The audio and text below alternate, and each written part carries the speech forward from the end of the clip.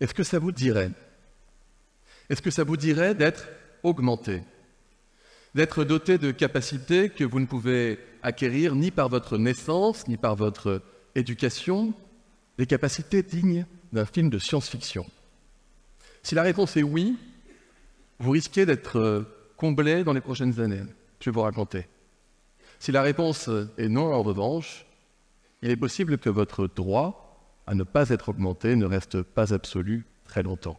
On sait faire communiquer directement un cerveau humain avec un ordinateur. C'est ce qu'on appelle une interface cerveau-machine.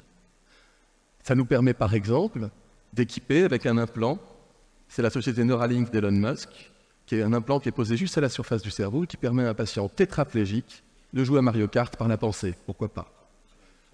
De même, à Grenoble, l'équipe du professeur Benhabid avec Clinatech, professeur Benhabid, c'est celui qui a inventé, c'est un Français cocorico, la stimulation cérébrale profonde. Il a mis en place un implant cérébral, pareil, posé juste à la surface du cerveau, au-dessus de la dure mère, et qui permet à un patient tétraplégique de commander un exosquelette pour se déplacer. Je vous explique, il est tétraplégique. Il n'est pas capable de bouger par lui-même un bras ou une jambe.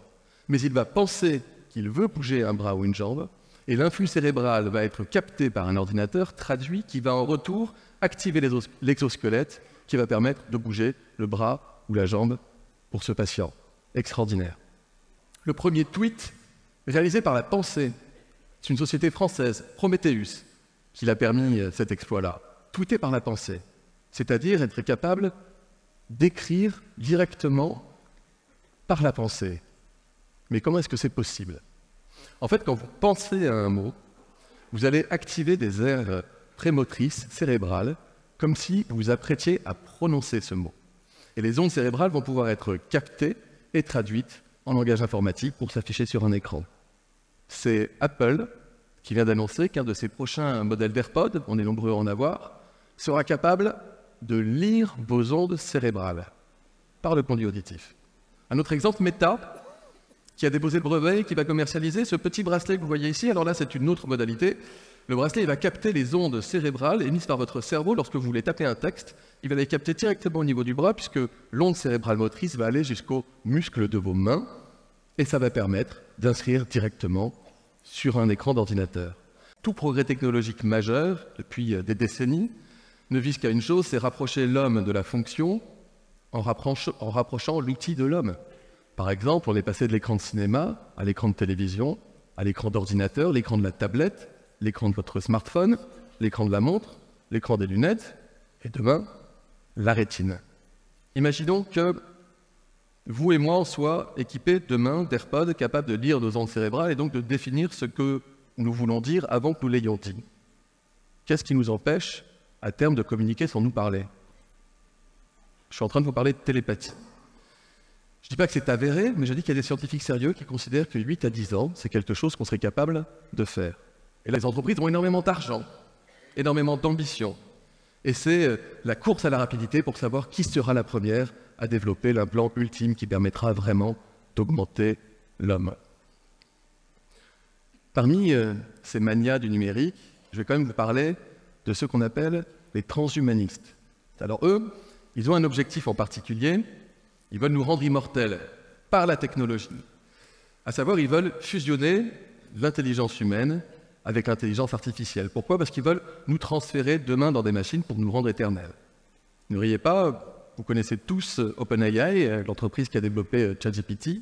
Son fondateur, Sam Altman, a estimé il y a peu de temps qu'il était convaincu que son cerveau pourrait être téléchargé dans le cloud. Mais pourquoi faire? En fait, ils vous disent, eux, ils ont un rêve, c'est un monde colonisé par des robots dotés d'intelligence artificielle, capables de tout réaliser comme vous, voire mieux que vous. Et donc, ils vous expliquent que dans cet univers, eh bien, nous devons penser dès aujourd'hui la convergence entre humains et robots. Leur raisonnement, c'est si les robots s'humanisent, il faudrait que les humains se robotisent. Alors, la vitesse avec laquelle l'intelligence artificielle progresse et irrigue tous les pores de notre société.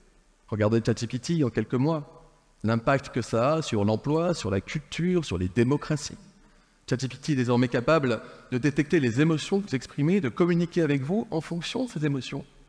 Et d'ici quelques années, on parle d'intelligence artificielle générale, beaucoup plus puissante encore, et que certains estiment peut-être dotée d'une forme de conscience. Elon Musk, qui a quand même la capacité à commercialiser et à généraliser des innovations high-tech, promet d'ores et déjà des robots ouvriers intelligents pour $1 de l'heure. Un exemple, la Nouvelle-Zélande vient de décider que désormais ce sont des robots qui vont effectuer la collecte des kiwis et non plus des saisonniers. Ça va très vite. Et donc si on suit ce raisonnement, imaginez des milliers, des millions de robots demain intelligents, capables de penser comme vous, peut-être mieux, de parler comme vous, peut-être mieux. Nous n'aurions plus d'autre choix que d'accepter de nous augmenter à notre tour pour être compétitifs avec eux. Et ceux qui parmi nous refuseraient d'être augmentés se verraient déclassés dans la société et n'auraient donc pas d'autre choix que de suivre. L'étape d'après, ce serait quoi? Ce serait du penser au faire penser. Mais pour ça, il faudrait non plus être capable seulement de lire les ondes cérébrales, mais il faudrait être capable de les moduler, être capable d'aller écrire directement sur le cerveau des gens. Vous n'avez sans doute pas entendu encore parler du concept de neurocookies, mais il y en a qui y travaillent.